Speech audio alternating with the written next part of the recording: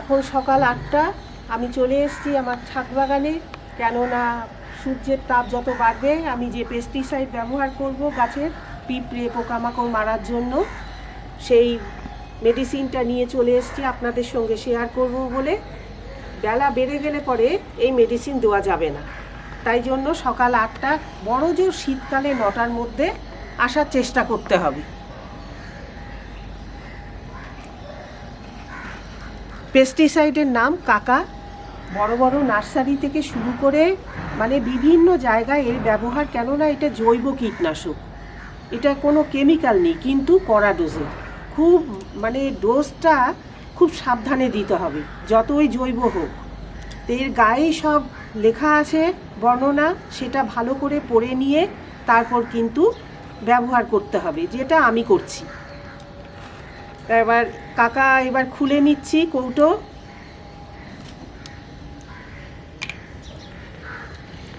আমি 1.5 লিটার মতো জল নিয়েছি। এখানে আমার মাপ করার জায়গা আছে বোঝার, এই যে স্কেল লাগানো। এখানে 1.5 লিটার জল নিয়ে এসেছি, প্লেন কলের জল। তো এইবার 1.5 ml থেকে 2 ml মতো ব্যবহার করা যাবে 2 লিটার জলের জন্য। তা 1.5 লিটার জল নিয়েছি আমি, 1.5 ml মতো এখানে ব্যবহার করব। 1.5 ml মানে 30 ফোঁটা, ঠিক গুনে গুনে 30 ফোঁটা আমি এই জলের মধ্যে দিয়ে দেব 1.5 লিটার জলের জন্য। 1 2 3 4 5 6 7 8 9 10 11 12 13 14 15 16 17 18 19 20 21 22 23 24 25 26 27 28 29 30। ব্যাস। নিজের ইচ্ছে মতো কিন্তু ব্যবহার করা যাবে না। আবার বলছি আমি, যতই জৈব কীটনাশক হোক, এটা কিন্তু কড়া ডোজের, তাই জন্য এর মাত্রা খুব বুঝে দিতে হবে।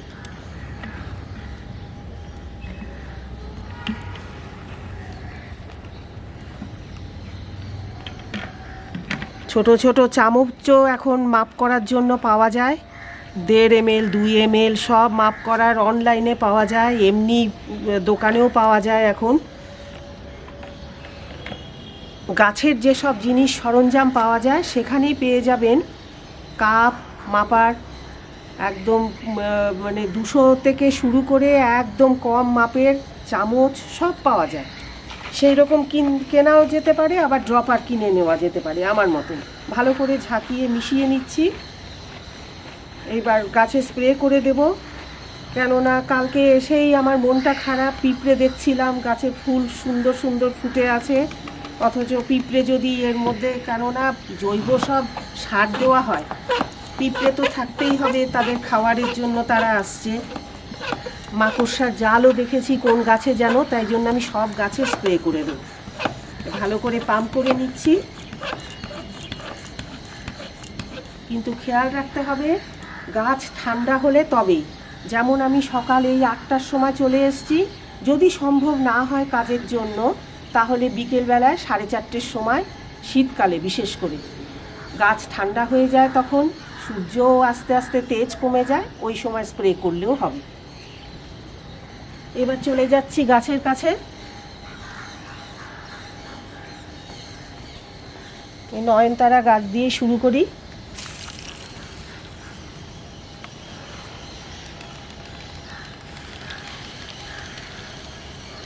এই কুড়িগুলো সব খেয়ে নেয় পিঁপড়ে, কিন্তু ফুটে গেলে সেই ফুলের পরে কিন্তু পেস্টিসাইড দিলে ফুল নষ্ট হয়ে যাবে, তাই জন্য এই পাতায় দেওয়ার চেষ্টা করছি আমি। এখানেও ফুল ফুটে আছে দেখছি,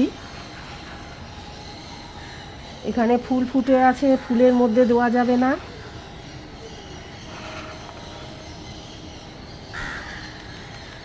বেশি করে এই যে পাতার উল্টো দিকে এরা বাসা বাঁধে।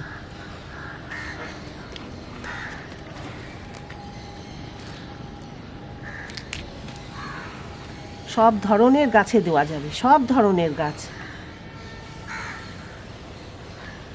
এখানে অনেক ফুল, বেশি দেওয়া যাবে না। এখানেও তাই।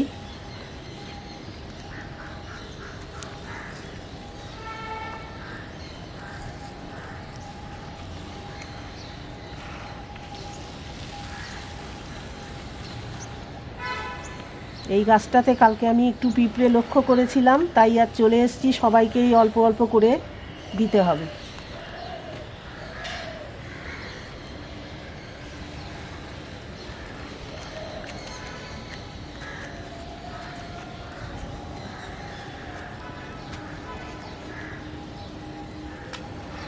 এইরকম ছোট ছোট কুঁড়ি অবস্থায় দেওয়া যাবে, কিন্তু কুঁড়ি যখনই মুখ খুলবে, পাপড়ি বেরোতে শুরু করবে, তখন দিলে কিন্তু ফুল ফোটাটা নষ্ট হয়ে যাবে।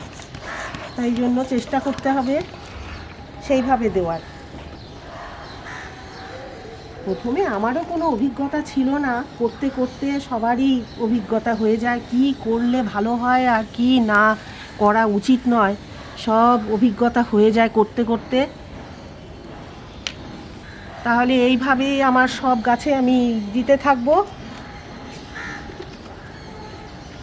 তাহলে আজ এই পর্যন্তই। এই রকম টিপস নিয়ে আবার আমি হাজির হব আপনাদের সামনে। নমস্কার।